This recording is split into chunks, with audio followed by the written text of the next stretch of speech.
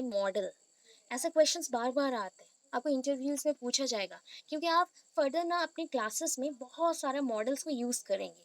तो what do you mean by model? What do you mean by object? What do you think about the model and the real object? तो ऐसे differences आएँगे। तो model क्या है? Model कैसा होता है? ये वर्ड कहाँ से आया? क्यों डिफाइन किया गया? एंड उसके एलिमेंट्स क्या हैं? How to use the model in the classroom? कैसे क्लासरूम में मॉडल्स को यूज़ करें हम? मॉडल डजंट मीन कि ये रियल ह्यूमंस जो चलते हैं कैट वर्क करते हैं वो मॉडल्स हैं। सो मॉडल्स मीन्स हाँ ये रियल एंटिटी हो सकते हैं।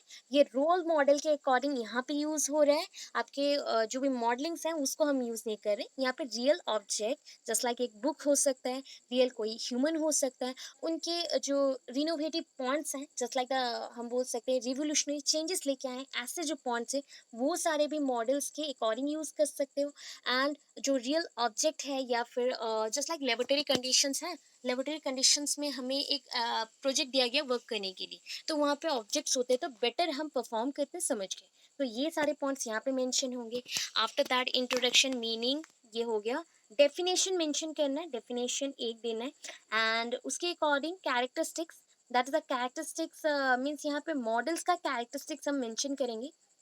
एक प्रॉपर मॉडल को इम्प्लीमेंट करने के लिए कौन से कैरेक्टरिस्टिक्स नीड है, चाहिए। Specific procedure, specification for the learning outcomes, यहाँ पे जो जो पॉइंट्स है उसको यहाँ पे मेंशन किया गया है। ठीक है, उसका एक्सप्लेनेशन दो दो लाइन पे मेंशन किया है। Then role of a teacher, needs of model in teaching और needs of models of teaching. Function of models of teaching भी बोल सकते हैं और नीड्स भी बोल सकते हैं। तो उसके अकॉर्डिंग नीड क्या है, उसका एलिमेंट्स में, टीचिंग एलिमेंट्स में क्या क्या चाहिए।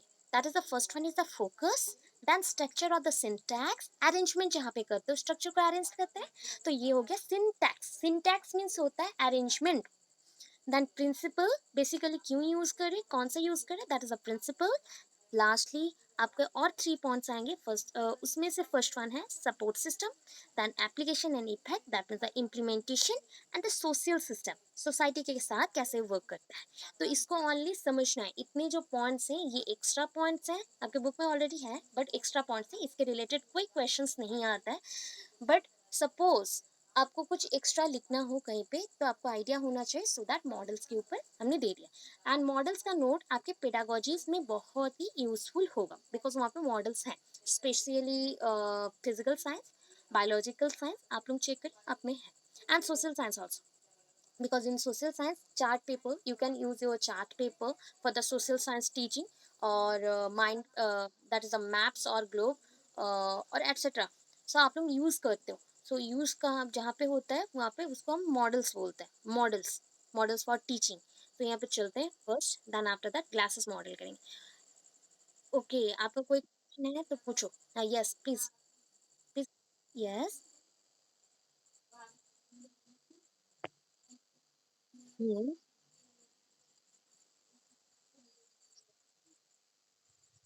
हम्म।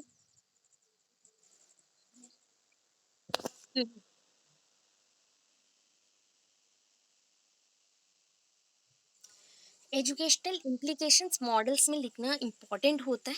कंक्लूजन नॉर्मल क्वेश्चंस के लिए होता है। ठीक है, नॉर्मल क्वेश्चंस हुआ तो उसमें आप कंक्लूजन डालो। एंड एजुकेशनल इम्प्लीकेशंस मॉडल्स हो गया, कोई थ्योरी हो गया, वहाँ पे एजुकेशनल इम्प्लीकेशंस डालो, वहाँ पे बेटर होगा।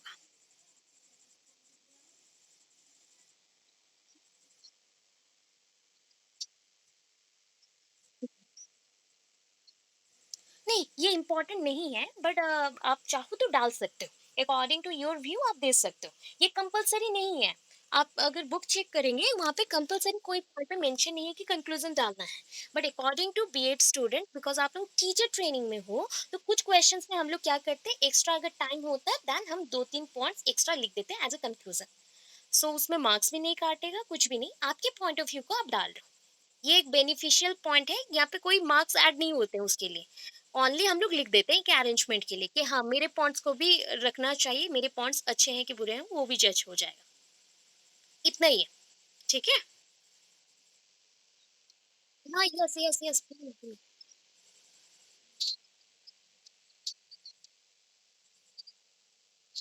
हम्म।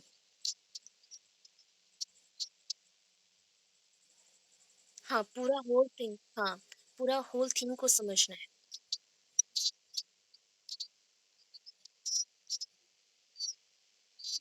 हाँ, सारे पॉइंट्स मेंशन होंगे।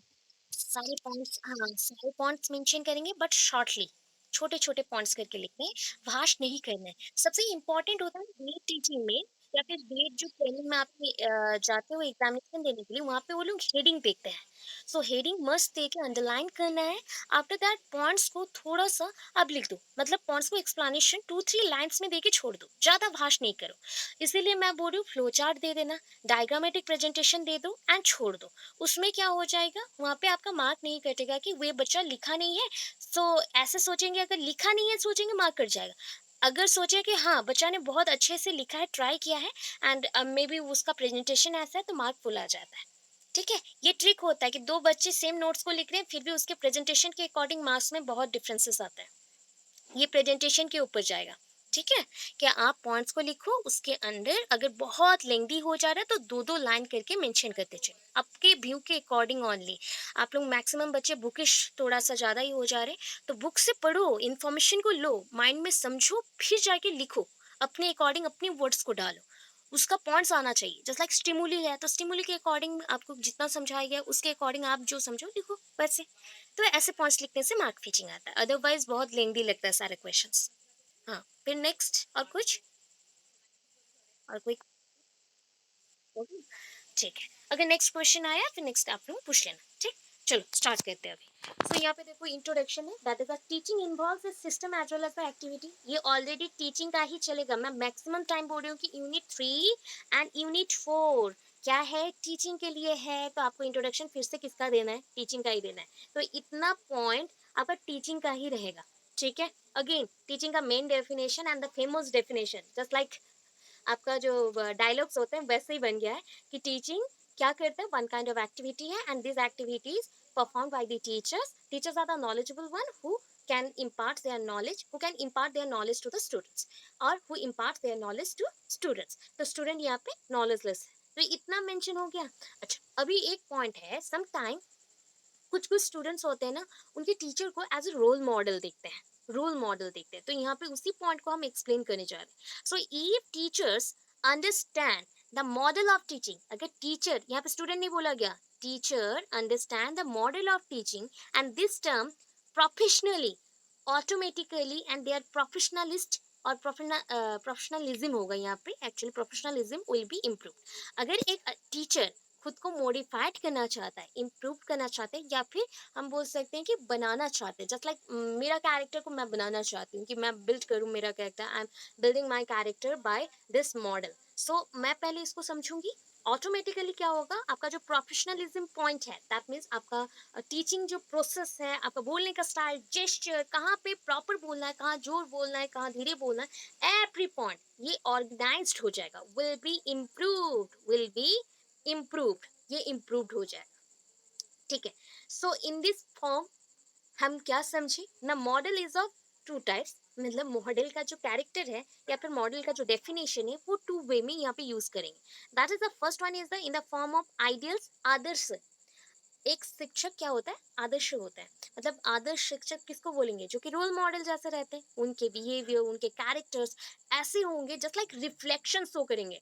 सन जैसा रिफ्लेक्शन देता है वैसे ही रिफ्लेक्शन शो करेंगे एंड स्टूडेंट्स अट्रैक्ट होंगे, एंड अट्रैक्ट होके वैसे कैरेक्टर्स को लेने के लिए ट्राई करेंगे। This is the models character, one is a role model. So ये पहला कैरेक्टर है। दूसरे में क्या आएगा, in the short form of a object. कोई भी ऑब्जेक्ट को अगर आप शो करना चाहते हो, सपोज आपके पास ना रियल, जैसे कि साइंस में यूज होता है, स्नेक्स नहीं होते, रियल स्नेक्स को बच्चों को पढ़ा नहीं सकते, ये पहले ही बैन हो चुका है ऑलरेडी, दिस वाज इस, अब बोल सकते हैं दिस वाज इज इलीगल, ये इलीगल हो चुका है पहले के according, and this was is banned. तो this was according to the science education is totally banned, ये पहले ही हो चुका है कि साइंस एजुकेशन के अकॉर्डिंग उस टाइप पे ही मेंशन हुआ कि ये बैन हो गया। बट अभी भी अगर हम बच्चों को दिखाना चाहते हैं, according to this I want to show some objects, just like some snake species, हम बोलते हैं जैसे बर्ड्स के स्पीसीज दिखाने, स्नेक स्पीसीज दिखाने, एम्फीबियंस, रेप्टाइल्स ऐसे शो करते हैं। तो हमें क्या चाहिए, कोई तो एक ऑब्जेक्ट चाहिए।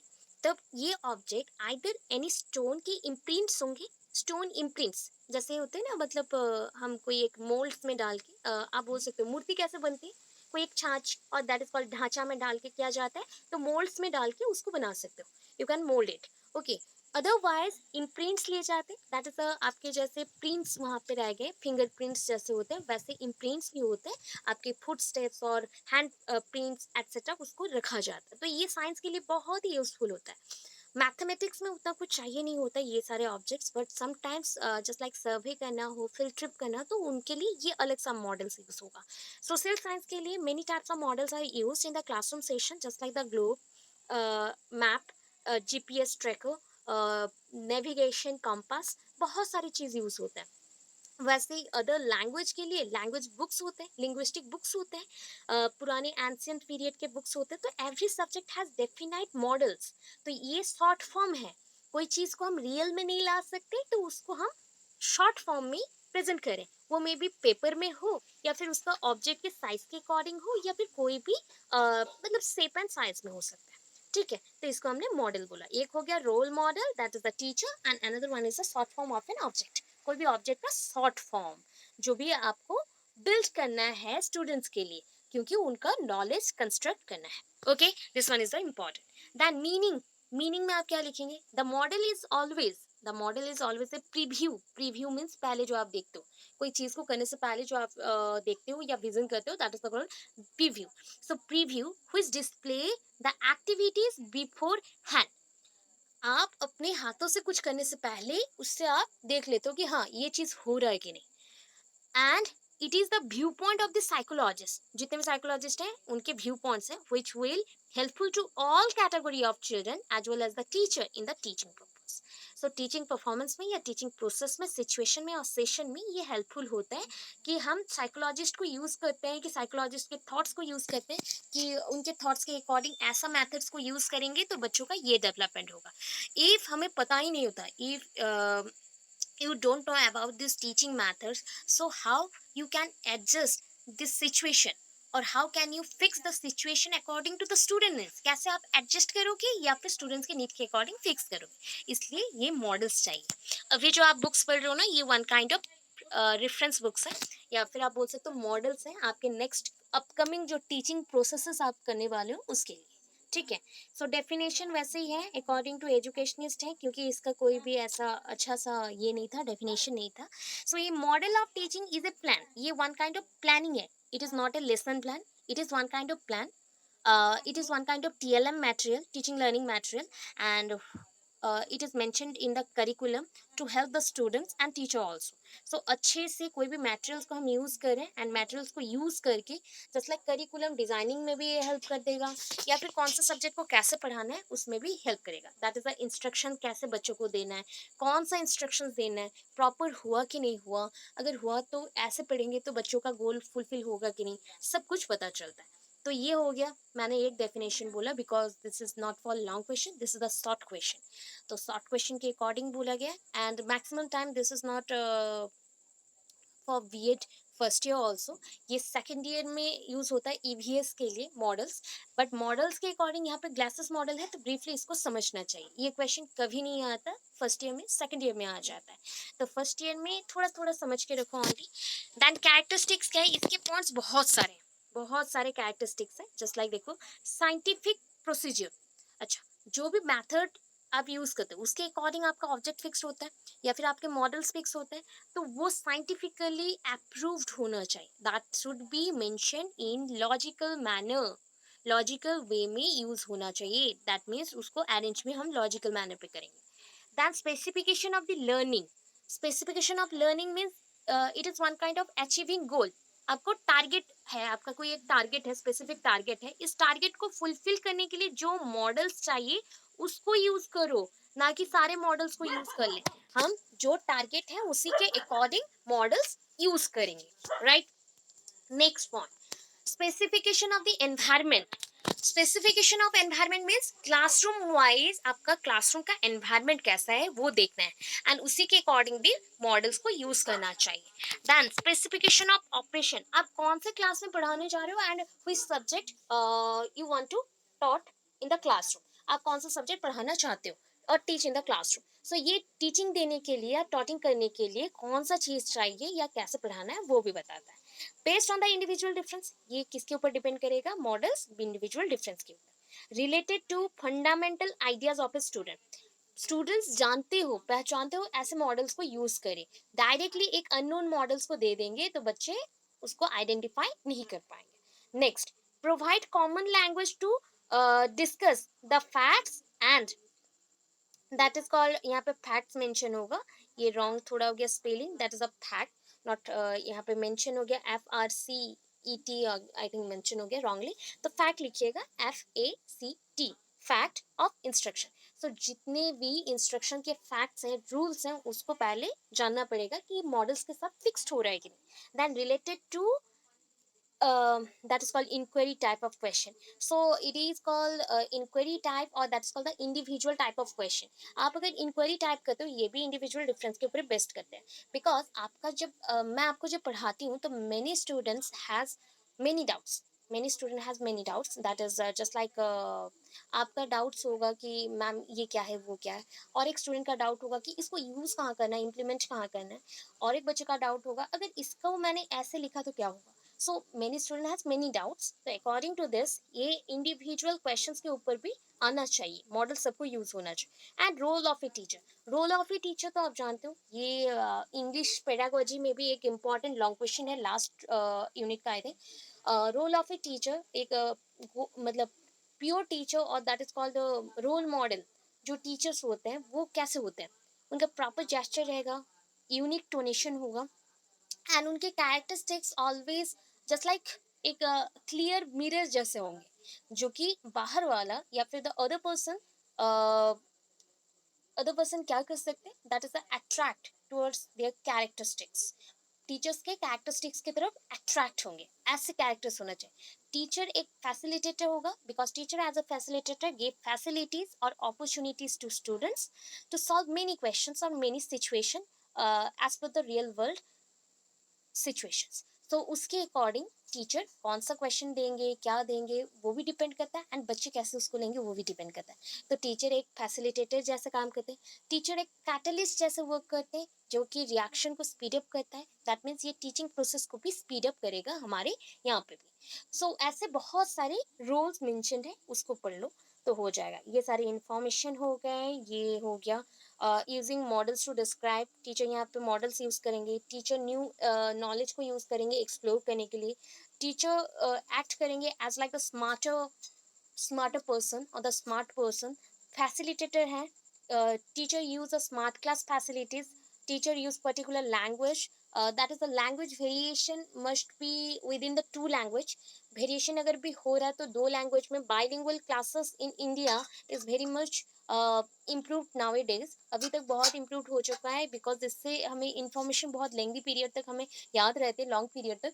अदरवाइज अगर many languages at a time हो गया यूज या फिर इन क्लासरूम, देन थोड़ा सा डिफिकल्ट होता है। सो ये पॉइंट्स हो गया। अभी नीड क्या है, क्यों चाहिए? बिकॉज इसके थ्रू इम्प्रूवमेंट होगा टीचिंग में, करिकुलम डेवलपमेंट में हेल्प होगा, अदर फंक्शंस में डेवलपमेंट में हेल्प होगा, then specification of instructional material जो भी TLM हम यूज करें, that is the teaching learning materials हम यूज करें, वो भी प्रॉपरली यूज कर सकेंगे, गाइडेंस भी मिलेगा। उसके अकॉर्डिंग स्ट्रक्चर है, जो कि स्ट्रक्चर आप ऑलरेडी जानते हो कि क्या होता है। मॉडल्स फोकसेबल होना चाहिए, दैट इज पर्टिकुलर एक कंसेप्ट के बेस्ट मॉडल होना चाहिए। स्ट्रक्चर एंड सिंटैक्स कैसे होगा, दैट इज द टीचिंग जो मॉडल्स हैं वो प्रॉपरली होगा, उसका अरेंजमेंट प्रॉपर होगा, starting from the introduction ending with the conclusion.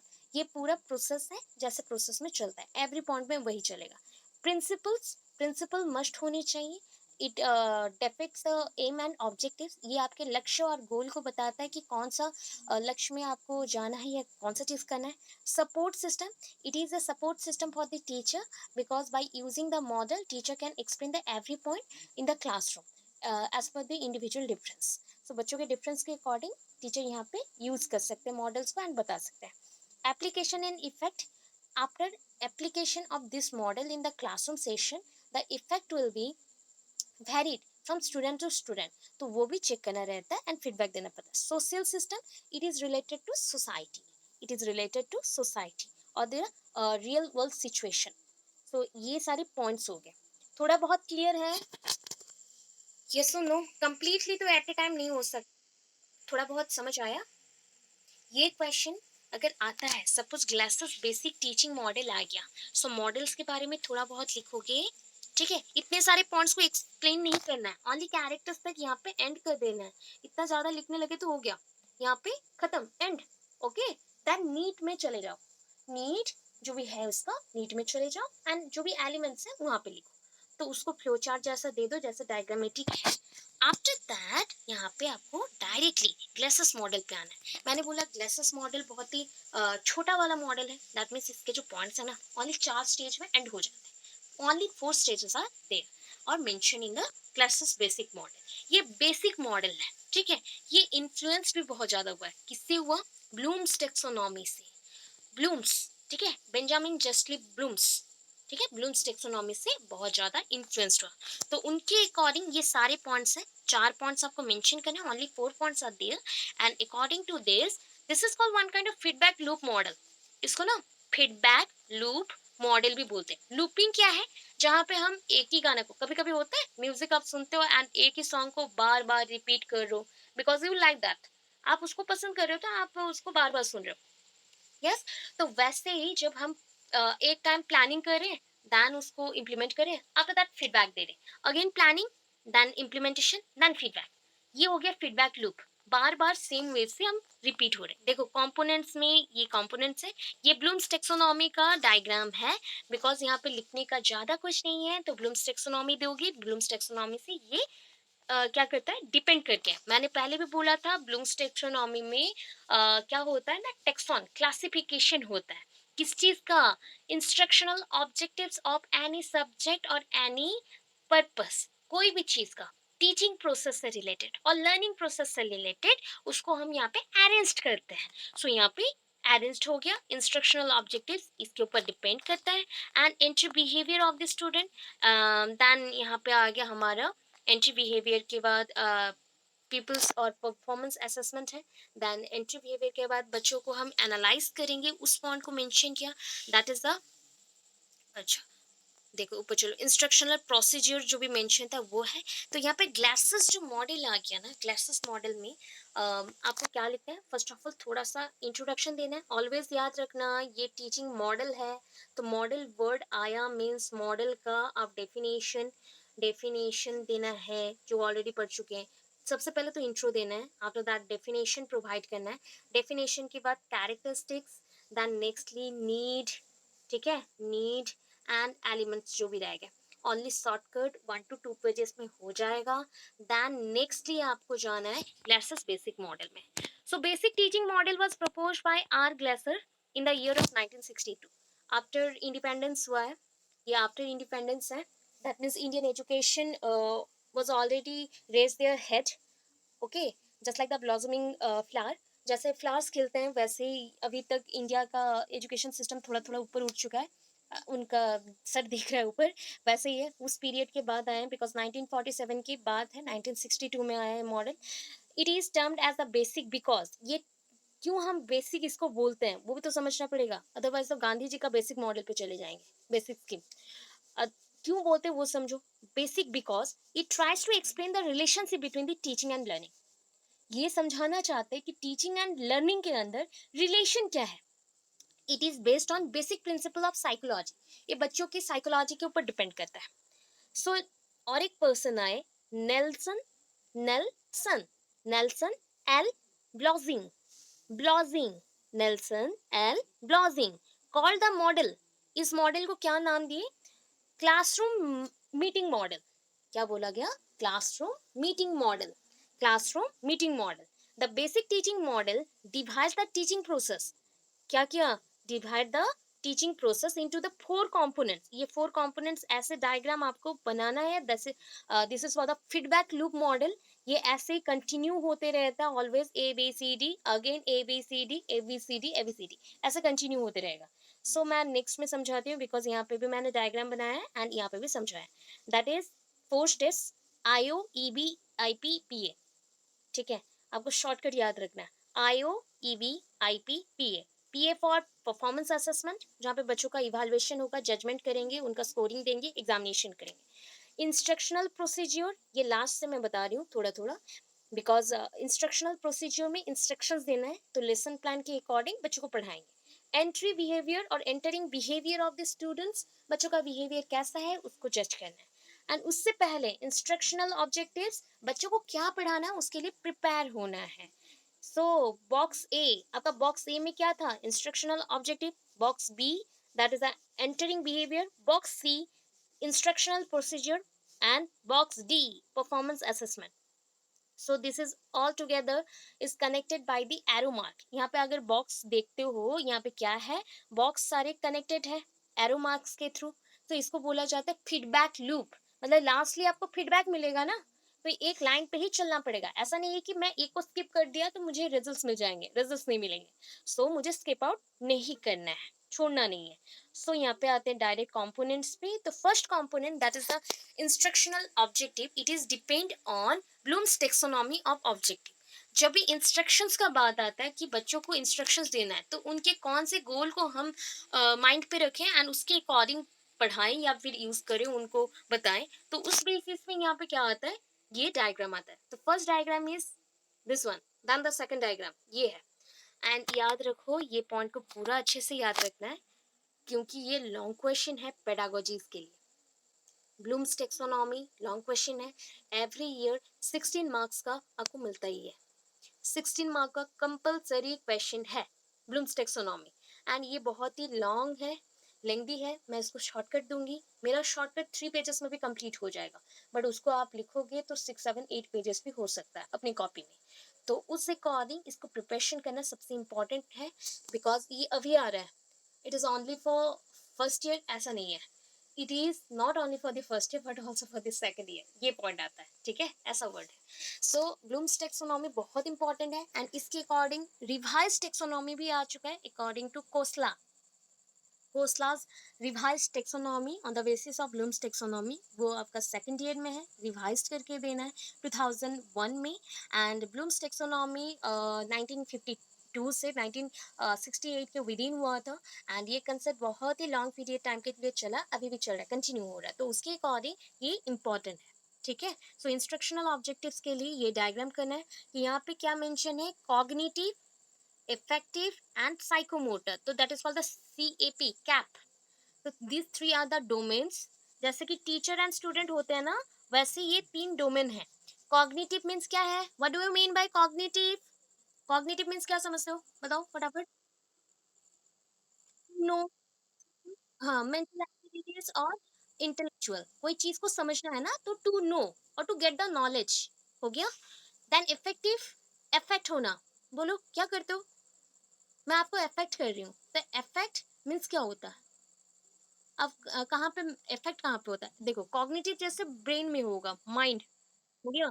Effect कहाँ पे होगा, दैट इज, मैं देखो बता भी दे रही हूँ, हिंट भी दे रही हूँ, हार्ट। तो यहाँ पे हार्ट पे क्या करते हो, मन से क्या करते हो, कोई तो एक बोलो, दैट इज फील, फील करते हैं हम लोग, ठीक है। Affective means to feel. And last one psychomotor, motor आ गया। Motor means, motor means what, motor means क्या है, ये गाड़ी, मूवमेंट, मूवमेंट। तो यहाँ psycho movement that is related to your brain, mind के थ्रू आप जो एक्टिविटीज परफॉर्म करते हो, तो ये हो गया साइकोमोटर। तो यहाँ पे 3 चीज है, to know, to feel, to move. To know, to feel, to move, हो गया। उसके अकॉर्डिंग सबसे इंपॉर्टेंट स्टेप कौन सा है पता है, कॉग्निटिव वन, क्योंकि दिमाग नहीं चलेगा ना कुछ भी नहीं होगा, ठीक है। सो यहाँ पे कॉग्निटिव स्टेजेस के ऊपर ही हम इतना सारा पॉइंट्स लिख रहे हैं। सो हमें कितने पॉइंट्स चाहिए, टोटल 6। एंड आप लास्ट से पढ़ोगे, स्टार्टिंग से नहीं पढ़ना है, लास्ट से पढ़ना है। ये लास्ट पॉइंट, ये फर्स्ट पॉइंट, ठीक है। और आप बोल सकते हो bottom to top, bottom to top. So bottom में क्या है, फर्स्ट है नॉलेज, जिसमें आप रिमेंबर करते हो प्रीवियस नॉलेज को, क्रिएशंस को, एवरीथिंग को। Comprehension, comprehension means understand the fact। application means apply करना, apply knowledge to actual situation, जो situation है उसी में apply करना है। analysis, break down the problem into simple part और simple portion। कोई भी चीज को समझना हो ना, जितना डिफिकल्ट से डिफिकल्ट सिचुएशन हो या डिफिकल्ट से डिफिकल्ट प्रॉब्लम हो या डिफिकल्ट से डिफिकल्ट टॉपिक हो, first of all divide the things. पहले उसको डिवाइड करो, छोटे छोटे पॉइंट से बार बार रिपीट करो, बार बार रिपीट करो, 10 टाइम्स ट्राई करो, उसके बाद आप देखो वो आपको इजी लगेगा, समझ भी आएगा। तो एनालिसिस में वही काम किया जाता है। Then next one is the synthesis. Synthesis, अब यहाँ पे क्या करेंगे, सिंथेसाइज करेंगे, मतलब आपके पास जो इंफॉर्मेशन है अभी न्यू थिंग्स उससे अराइज होगा, सो ऑल्टरनेटिव सॉल्यूशंस आया। And the last one evaluation, judgemental best. मैं ऑलवेज बोलती हूँ ये जजमेंट करने के लिए यूज होता है, जजमेंटल बेस्ट। तो इसके अकॉर्डिंग ब्लूम्स टेक्सोनॉमी का फर्स्ट पार्ट कंप्लीट हो गया, समझ आ रहा है। तो आपको नेक्स्ट में जब पेडागोजी स्टार्ट हो जाएगा, पेडागोजी स्टार्ट करेंगे, कोई हड़बड़ी मत करो, आराम से। आप लोग जो टेंशन वरीड हो जा रहे हो ना, आपको अगस्त में एग्जाम्स हैं, हाँ अगस्त में एग्जाम्स हैं, तो उसके अकॉर्डिंग आप धीरे धीरे प्रिपरेशन करो, आराम से करो। जो जो इंपॉर्टेंट टॉपिक्स हैं मैं देते जाऊंगी, अभी थोड़ा सा बिजी हूँ, 25 के बाद मुझे जो भी बोलोगे हो जाएगा इजीली। एंड रेगुलर क्लासेस भी स्टार्ट होंगी, अल्टरनेट डेज पे मे भी हो सकता है, या फिर चांसेस भी है कि वीकली 4 डेज भी क्लासेस हो, 4 to 5 डेज भी क्लासेस हो। तो उस अकॉर्डिंग थोड़ा सा रुक जाओ, और 10-15 डेज उसके बाद जो करना है, 2 मंथ्स तक आपका ही क्लासेस चलेगा, ठीक है। सो इतना हो गया। नेक्स्ट देखो, एंटरिंग बिहेवियर। एंटरिंग बिहेवियर कैसे देखते हैं, बच्चों के बिहेवियर को देखना है। यस प्लीज बोलो। यस, अच्छा मैंने स्क्रॉल किया। फोर्थ, फोर्थ वाला पॉइंट में तो अभी गए नहीं है गए नहीं है ना। हाँ, गए नहीं है ना। Okay, so EV that is a entering behaviour, ये बच्चों का अर्लियर बिहेवियर है। प्रारंभिक प्रारंभिक अवस्था में बच्चे कैसे रहते हैं, उनका बिहेवियर कैसा है, वो जज करना। तो उसके लिए आप क्या यूज करते हो, प्रीवियस नॉलेज ऑफ स्टूडेंट्स। और इसके लिए क्या करोगे, previous knowledge assumed, previous knowledge assumed, asking many questions related to the concept. तो यहाँ पे वैसे ही एक मैंने दिया है क्वेश्चन भी, ठीक है, कि एक क्लासरूम 9 का बच्चा है, क्लासरूम बोल रही हूँ, sorry, teaching classroom, sorry teaching classroom को क्लासरूम 9 बोल रही हूँ। सो एक क्लास का हम बच्चे को ले रहे, 9th क्लास के बच्चे को, and ask the mathematic question. अब because you are a mathematics teacher and आपने आस्क किया, you can ask many question, out of this एक क्वेश्चन आपने उसको ये आस्क किया कि बताओ कि आपको कैसा लगा ये कंसेप्ट, क्या आपको पता था, डू नो दिस कंसेप्ट। वो अगर बच्चा बोलता है यस, कैसे पता चला, सो वहां पे उसको क्वेश्चन पूछो। अगर वो बता पा रहा है आंसर्स, तो उसका लेवल्स देखो, चेक करो, थोड़ा simple to moderate, moderate to then high level of question उसको आस्क करो। इसके थ्रू उसका प्रीवियस नॉलेज अचीव्ड हो जाए। ये क्लासरूम टीचिंग के लिए यूज किया गया था, क्लासरूम वर्ड मैं क्लासरूम 9 बोल दी। क्लासरूम टीचिंग सेशन में you can ask any student to any type of question, and according to this you can जज your students and their performance. आपके प्रीवियस नॉलेज को आप जज कर सकते हो, कि बच्चों का प्रीवियस नॉलेज जज कर सकते हैं हम लोग यहाँ पे। देन आया next IP. IP means that is the, क्या था, इंस्ट्रक्शनल प्रोसीज्योर, मतलब यहाँ पे टीचिंग होगा, अल्टीमेटली हम टीचिंग करेंगे। So the methods are used by the teacher, methods use करना, स्ट्रेटजीज यूज करना ड्यूरिंग द क्लास एंड और स्टूडेंट्स इंटरेक्शन। हम क्लास में यूज कर सकते हैं या कोई कहीं पे भी, क्लास के बिना भी हम लोग पढ़ाई कर सकते हैं ना, जस्ट लाइक स्मार्ट क्लासेस होते हैं या फिर अदर ऑनलाइन सेशंस होते हैं, बहुत सारे ऐसे लाइव सेशंस और लाइव स्ट्रीमिंग्स होते हैं, उसमें बच्चों को स्टूडेंट इंटरेक्शन में कोई भी आप methods के थ्रू पढ़ा सकते हो। The teacher must use various instructional procedure just to create an internal among interest among students। बच्चों में इंटरेस्ट क्रिएट करने के लिए, एरोज करने के लिए, रिलेटेड टू सब्जेक्ट आप बच्चों को पढ़ा सकते हो। And that is the example मैंने यहाँ पे मेंशन किया, smart class. Performance assessment is one kind of evaluation procedure, ये होता है इवैल्यूएशन। बच्चों को पहले जज करो, मार्क देना है तो एग्जामिनेशन करना है, एग्जामिनेशन के बाद उनका एग्जामिनेशन में जो रिजल्ट आया, एंड आपका जो सपोज एक क्वेश्चन बच्चा ने लिखा related to your English subject और द एसे, एक एसे के ऊपर लिखा, and you think that that student have many knowledge, that students, जो भी आपके students हैं, have many knowledge about this subject, and these students think that they are superior than the others। so आप उसको जज करना चाहते हो कि कैसे लिख रहा है, आप थिंक कर रहे हो कि स्टूडेंट्स के पास बहुत सारा नॉलेज है, student has many knowledge, okay, but उसके अकॉर्डिंग उसने कुछ लिख दिया, आपके अकॉर्डिंग आपने कुछ सोचा था, तो दोनों का कंपैरिजन आप करोगे कि नहीं, उसी के अकॉर्डिंग आप मार्क्स देते हैं। आपको सारे क्वेश्चन का आंसर थोड़ी पता है, एज ए टीचर भी कुछ क्वेश्चन तो हमसे भी रॉन्ग होते हैं, भूल भी जाते हैं हम लोग, है ना। सो यहाँ पे बच्चे का परफॉर्मेंस एंड आपका जो थिंक करके रखे हो या फिक्स एम रखे हो उसके अकॉर्डिंग दोनों चीज को जज करते हैं, and that is called the justification. आप कोई चीज को जस्टिफाई कर रहे हो फीडबैक दे के, तो आप इवेल्युएशन करोगे on the basis of examination, concept wise examination, concept के बेसिस पे एग्जामिनेशन करके हम इवेल्युएशन देंगे। अच्छा, इवेलुएट करने के बाद वी गिव फीडबैक, हम फीडबैक देंगे, एंड फीडबैक के साथ साथ और एक क्या दे सकते हैं, that is the reinforcement process को यूज कर सकते हैं। सो रीइंफोर्समेंट प्रोसेस ऑलरेडी जानते हो, rewarding process, and it is based on the feedback process. तो ये फीडबैक टाइप का ही है, एंड फीडबैक के ऊपर ही डिपेंड करता है कि बच्चों का परफॉर्मेंस कैसा है, उसके अकॉर्डिंग उनको रीइंफोर्स करो। ठीक है, अभी